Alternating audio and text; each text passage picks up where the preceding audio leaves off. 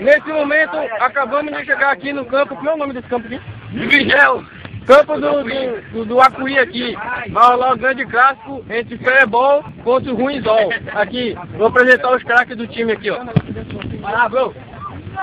Com a camisa número 0099, aqui o mais fiel de todos. Do gol, vou fazer eu. Vai filmar, fazer Ronaldinho Puducho. Ali o Gornaldinho ali. Gornaldinho de óculos. Zacarias de óculos. Ali, ó. Alambrado ali.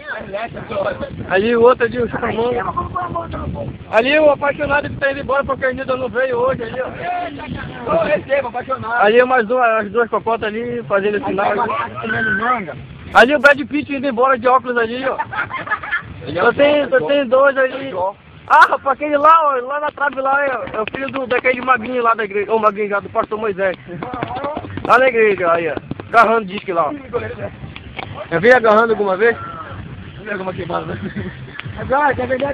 Falou, galera, daqui com 10 minutos eu gravo de novo pra ver quanto se bateu aí nessa bola.